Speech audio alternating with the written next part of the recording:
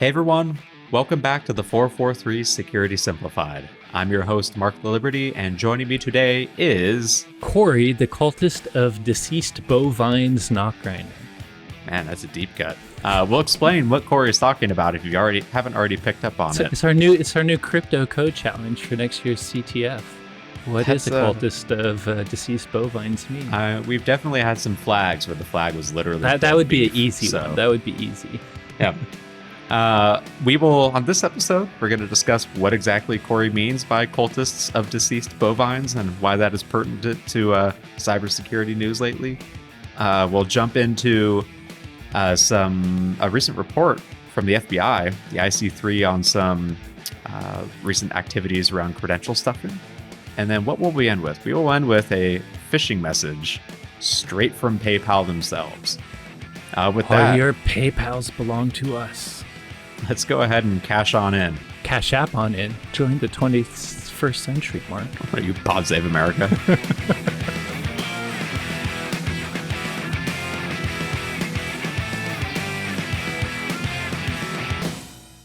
So let's start with the elephant in the room, I guess, in the world of cybersecurity. Don't call me an elephant. I've been losing weight, Mark. That's rude. Okay. The gorilla in the room, then. Pretty ripped silverback gorilla, I might say. Myself. There you go. Known to flinging crap.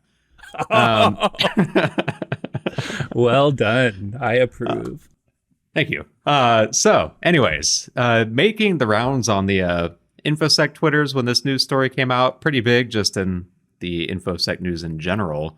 Do you feel dirty every time you use the word Twitterscape? I guess Twitters isn't quite as bad. Twitterverse, is that the correct nomenclature? I don't know. All of them make me feel dirty.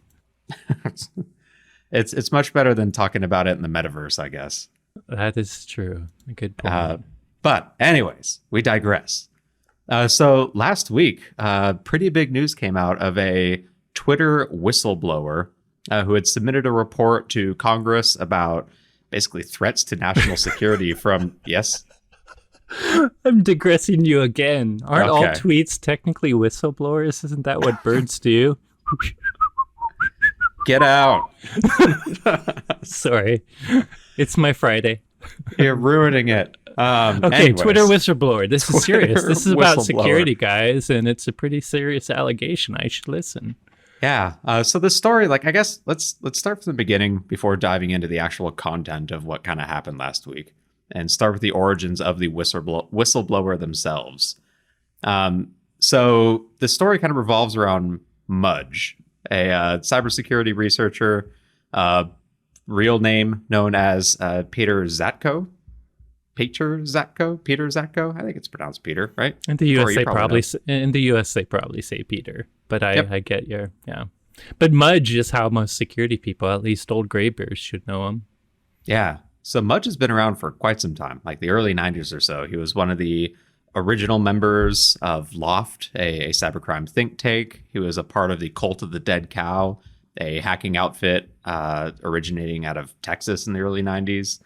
By the way, Loft made Loftcraft, one of the original Windows NT Landman password crackers. That was pretty awesome. And Cult of the Dead Cow, everyone should know, but I guess Pop Corey is too old. What were you going to say? I was going to ask Pop Corey what some of the key things that Cult of the Dead Cow were responsible for, but you already jumped on it. Back orifice? That sounds gross. That don't search that on Google with safe search off. But it was one of the first rats that was easily gettable. I think I've talked about the neat, it did some real malicious things too. It was a true remote access Trojan, but it was fun that these things called CDs used to exist in computers, and you could open the CD tray. It was one of its payloads. Always fun to freak out your friends by opening the CD tray. But yeah, no, Mudge is cool, well known, followed the Cult of Dead Cow. They released a lot of stuff. They're definitely part of the gray hat, although mostly good guys hacker scene. I think I was with you at one of the DEF CONs where the entire crew includes some of our favorite hardware hackers like Kingpin, who I saw talk to recently. He has one of our WatchGuard CTF badges, which is pretty cool because I went and talked to him after a talk. But yeah, I think you and I saw all of these now graybeards like me get together and talk about the good old CDC days. Yeah, but so Mudge, Kingpin, Space Rogue, like I think it was 7 or 9 or so members of Loft actually testified in front of Congress in 1998 on basically weak computer security in the government. And like the big bombshell that came from that is they basically said that they could shut down the entire internet in 30 minutes. And that was like the big security news story that came out. But the reality was this is one of the first times that like hackers were actually painted in a good light by the government, or at least publicly during this. Like they were brought there for their expertise to talk about some of these weaknesses back then. Way back in 1998. Let's not even get into how hackers is totally misused today compared to how it was originally invented. Yeah. I think nowadays hacker pretty much means criminal cracker, but back in the day, hacker meant something different to all of us, and I would argue the cult of the cow too. So Mudge, basically what we're getting at, has a proven track record in the cybersecurity space, literally decades of experience from the hands-on days back in the 90s to more professional days working for DARPA as well, and I think Google briefly as well too. So that's the background on Mudge. The background on how he fits into Twitter starts in July of 2020, where if you remember, there was a pretty big cyber incident that happened where basically a group of individuals, I think the leader of which was based out of a London suburb, bought their way into Twitter and some admin control tools by basically paying off Twitter employees to gain access to the tools that they use to manage Twitter accounts.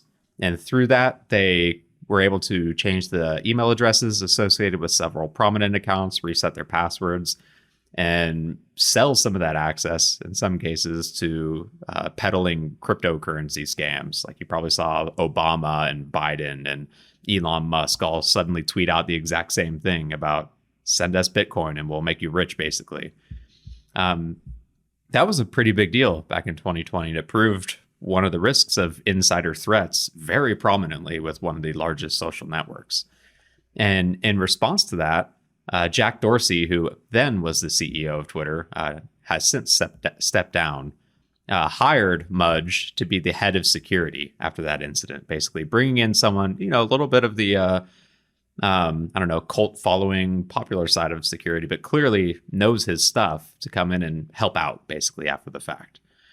Mudge's time was pretty short-lived at Twitter. So in January 2022, he was actually fired. At the same time, Twitter also announced that their CISO was going to be leaving too. And relatively shortly after that, so earlier this year, Mudge actually filed a whistleblower complaint with the US government that basically said that there's risks to national security going on at Twitter. That alongside with some basically gross negligence inside the Twitterverse. And so the story is last week, that whistleblower complaint became public. And he gave an interview, I think it was with Washington Post, and basically let the cat out of the bag of all of his grievances against Twitter and the cybersecurity space. And it was pretty damning on the face of it. So if we're taking a step back and taking it at face value, assuming that what he says in there is true, and again, he's got a proven track record of cybersecurity. Some of his allegations were that Twitter's been out of compliance with a FTC decree given to them back in 2011. He claims that they've been taking money from China, where Twitter is actually blocked, in order to provide information on Chinese users that circumvent the block. He claims that they were forced by India to hire an official from the Indian government and then give them access to a vast amount of data, Twitter's sensitive user data. And then he just claimed overall gross negligence in addressing security concerns throughout his tenure. Things like forcing him to give shortened verbal overviews of security issues to the board versus more detailed written down accounts of what's going on, ignoring some of his concerns in cybersecurity, just basically leaving things unaddressed. So this clearly, Twitter's already been in the news with the hostile takeover attempts from Elon Musk, but this kind of blew everything out of the water too. I wonder if it gives Elon an excuse in the other court case that's happening right now for Well, pulling out. Elon tweeted out a reply to one of the news story tweets about this with the little monocle emoji guy, like the Oh, So, that sounds like a Musk tweet for sure. yes. I was just going to say one of the stories I read about this was talking about being behind on patches, which I'm sure they are too. But I was like, that can't be the headline. This sounds like it's a lot of other pretty big deals. I mean, you could be a negligent amount of behind on patching for sure too. But it seems like there's a lot more big things. One of his big Like, things that he highlighted was basically every developer can make changes to prod with very little oversight and potentially no auditing. So basically, thousands of Twitter employees could potentially do something if they had an alternative agenda. Like you pointed out, apparently they didn't learn the lesson from the 2020 admin tool that everyone had access to. Exactly. So Twitter came back and their response was, he's just a disgruntled ex-employee. He was fired for ineffective leadership and poor performance, which, I'm going to take a hot take here. And my theory on this is it's possible that both of them are right. Like in cybersecurity, it's not just like raw knowledge. You also have to have the soft skills. And like leadership is entirely different than being insanely intelligent at what you do in cybersecurity. And it's possible that like he found legitimate issues and he just like potentially didn't have the leadership capabilities to politically and diplomatically get them addressed within Twitter. Like it's possible both of them are right. I totally agree. I'm 100% with you. I mean, it's you can know the things that are wrong and be the person that's supposed to lead the change, and the change not happening can be part of you. I mean, when there's business, by the way, a lot of these sound bad. A lot of these sound like there shouldn't be business cases tied to them. But security is everyone's problem, and you touch every part of the organization. And that means like you alluded to already, Mark, there's a big part of I wouldn't even call it politics, just networking and relationship and messaging and communication and getting people that you need to make changes on the side of why the change has to happen.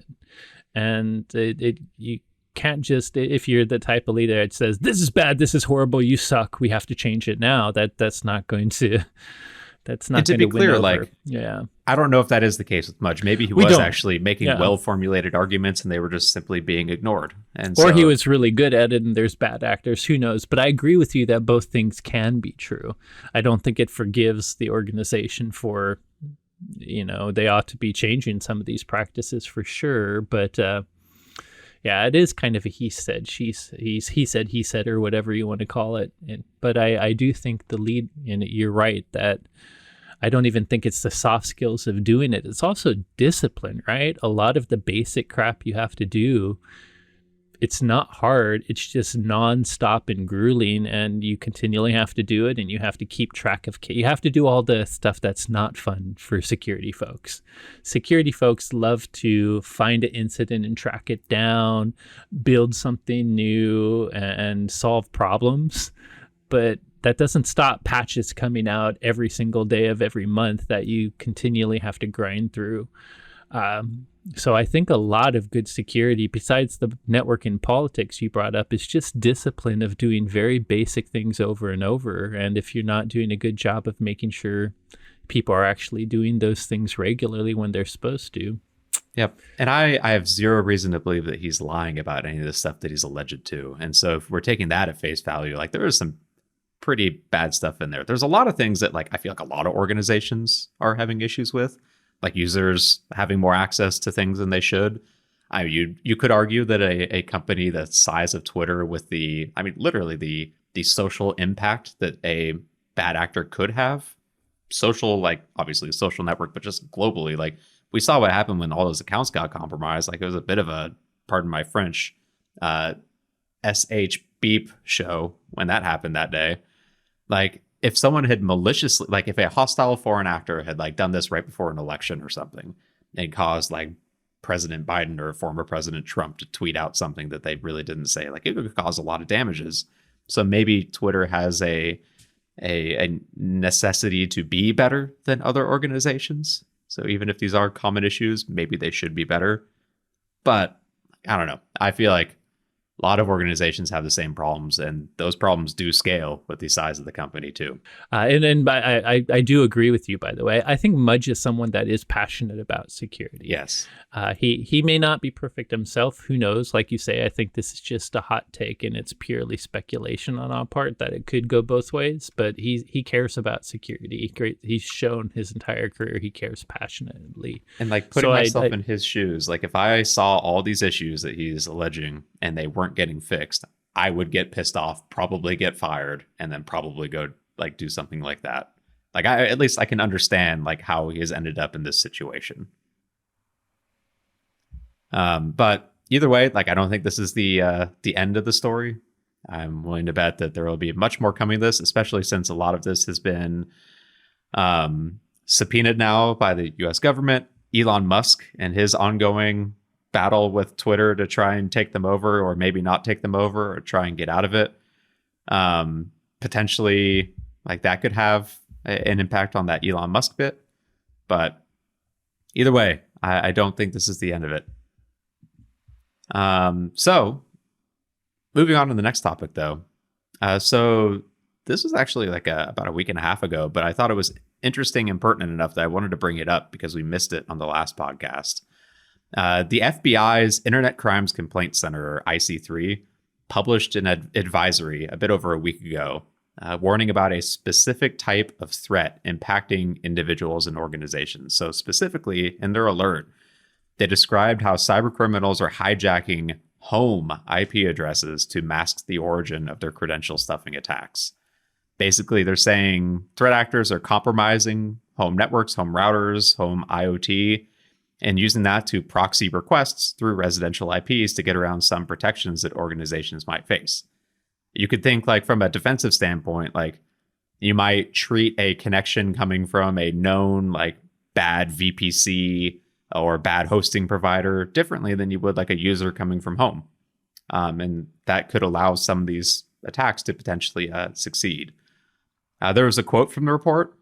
So it was, quote, "In executing successful credential stuffing attacks, cyber criminals have relied extensively on the use of residential proxies, which are connected to residential internet connections and therefore less likely to be identified as abnormal."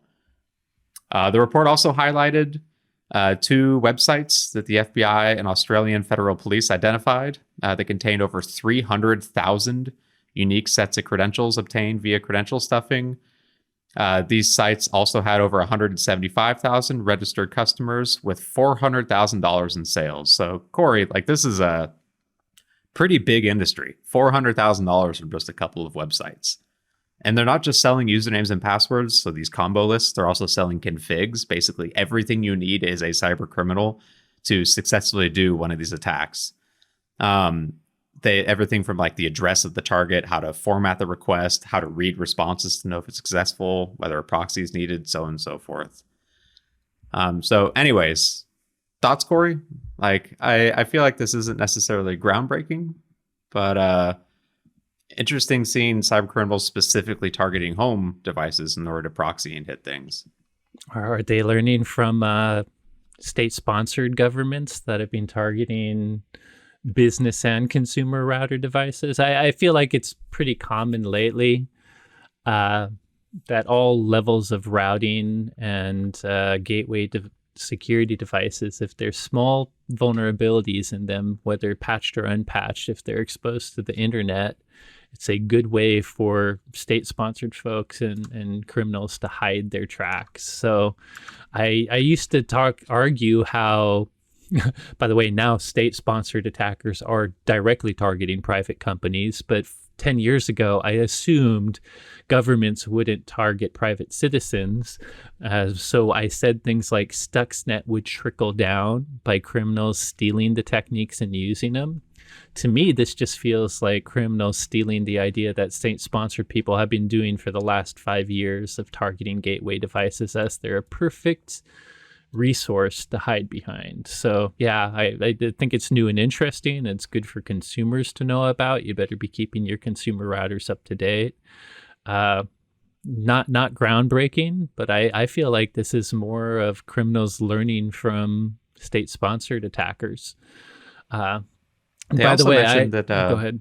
Just throwing in, they also mentioned that cyber criminals are specifically targeting mobile applications too. So, like if your website has a website and an app, they're going after the Wow. app because they tend to have weaker security protocols. They allow like a higher rate of login attempts too.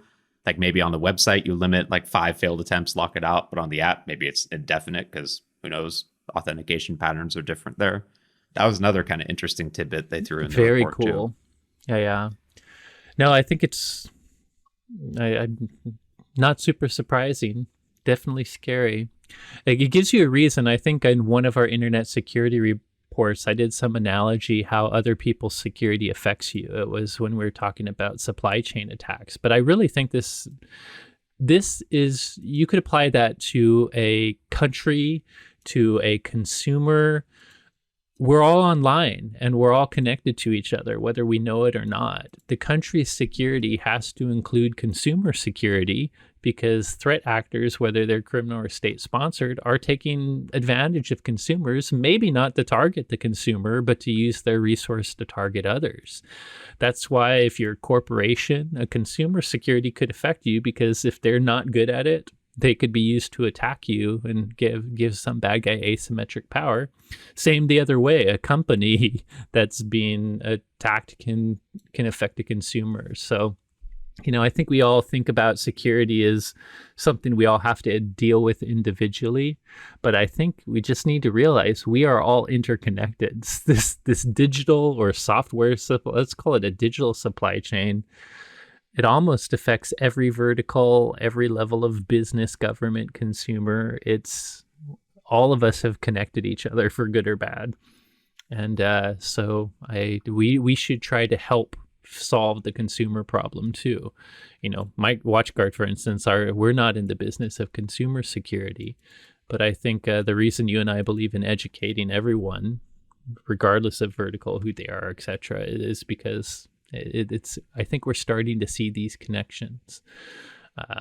Criminals taking over a bunch of grandma's home routers or grandpa's home routers, or let's say the 8-year-old Minecraft kid's home router. I don't want to be ageist. Can start to affect the FBI if they were suddenly used to attack them, for instance. So yeah. So when it comes pay attention to your IoT security and be careful with shady mobile apps. Or not shady, like but badly designed. Correct. Go ahead. The practical tips that they gave too, from like the credential stuffing standpoint, it's like all the basic stuff, enable multi-factor authentication, which of course everyone should be doing, and educate your users on good password practices. An interesting one they threw in there was they recommended, like, if you're an organization that has like users, so like us as WatchGuard, we've got, WatchGuard Cloud with user accounts people can register for.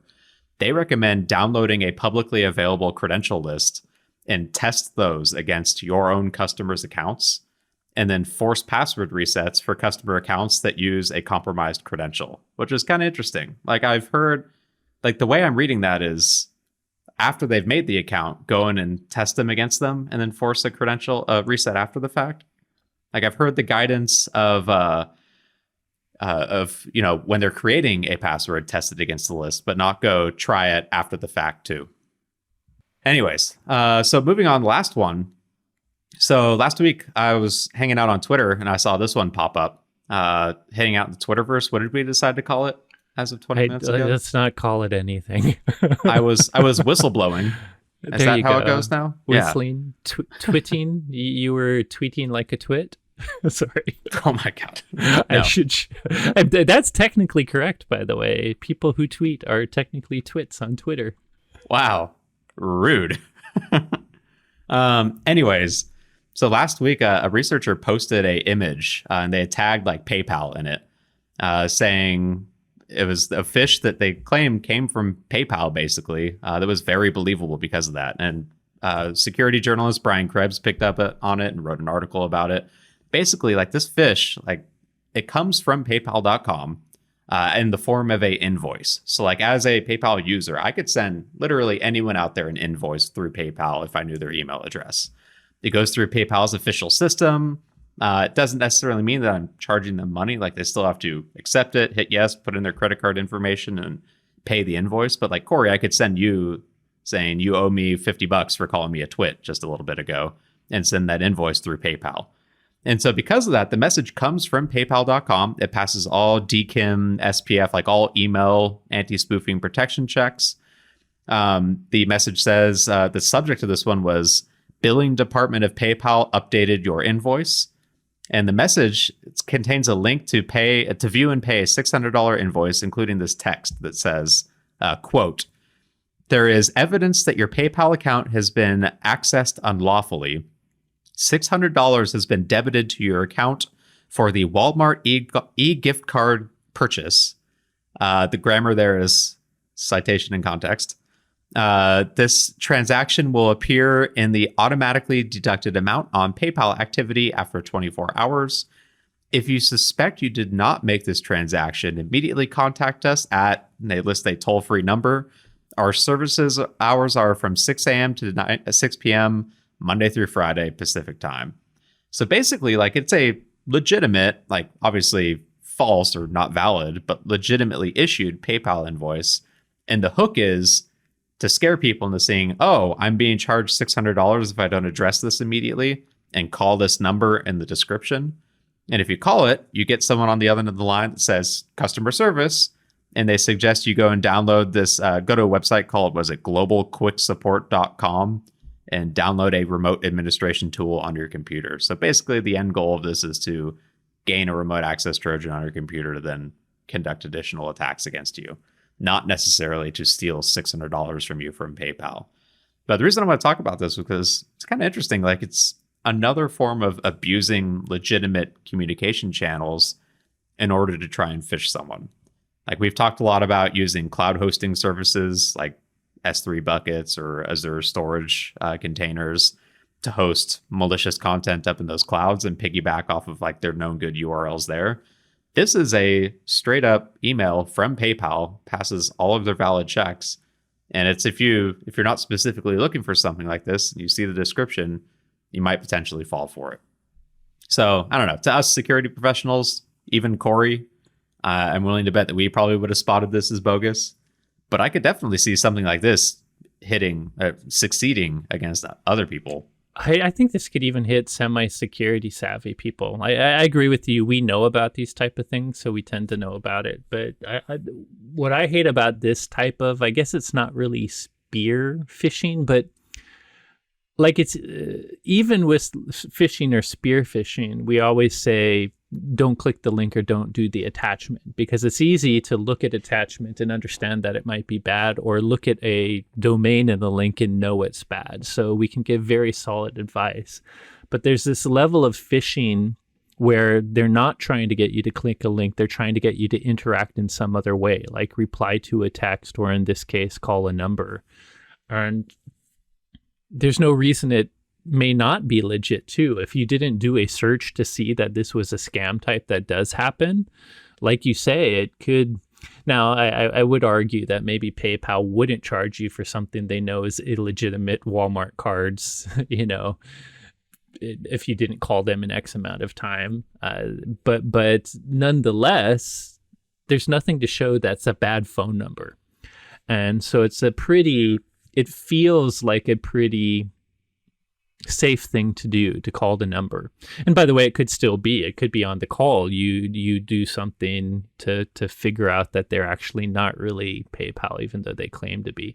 But anyways, to your point, I still think these ones where they're trying to get you, hey, reply to this text or do this, there's no link or attachment in it. They're hoping to continue to lure you in with actual social communication. That's where it's much easier for even security savvy people to get in trouble.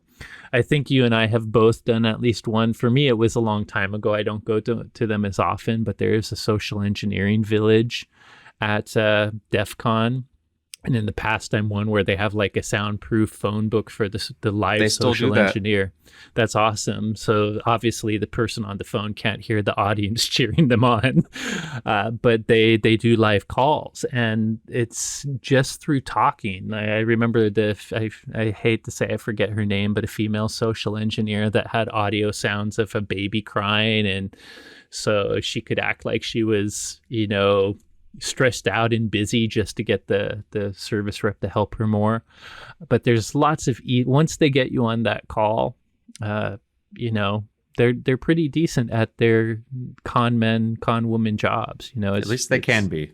Yeah, this one seems a little less sophisticated, luckily, but yeah, 100%. There's definitely some ones, if they get you on a call, if you're already picking up the phone and calling them, you've taken the bait. And it's just a matter you have taken the bait. Yeah. Getting you over the finish line. We've seen enough of them that we understand this part of it, but I think it's a harder one to guide users against because there's no link or, I guess we should add, be careful calling random phone numbers too, but it's a harder one to give solid advice around. I guess the advice we always give is be skeptical in general of these emails. You have to put on your I may not trust you until you prove that I should hat, even if it does seem like legitimate business. And I think a lot of organizations, PayPal included, they're trying to steer people away from like checking their email to see alerts like this and steering them saying like, you've got a notification within PayPal, and then have you go to paypal.com and log in and see the notification there for anything potentially critical. Like, that may be even a bigger jerk. Oh, go ahead. Finish your thought, though. Please be a bigger jerk. I was going to say all these, when you get to be a big tech company like PayPal, they actually do everything in their power never to get you to call them. They hide their number. They automate between 12 chatbots. They make you use their search button. They make you say that they make you do 12 things before they even give you a number to call. So if a big company is saying, call me, that right away. That's a red flag. Probably a red flag. Yeah. Okay, I hear you on that one. But either way, though, I guess, man, keep on the lookout for phishing messages that are coming, all things legitimate except for the little bit of the description in them. And hopefully none of our grandparents fell for this one, to throw them under the bus and be that's so bad that I need to get away from the grandma example. It's there's my grandma is better at cybersecurity than many people half her age. I should probably use my dad, even though he would hate it, but I do have an actual grandma where it was an issue. But I also know some super tech savvy ones, so that's I need to at least mix up my silly user. We all have been that silly user at one point in our lives. She's become a pro at spotting scams, and she'll even like call or email me after the fact to brag about her win. Cool. Yeah, that is.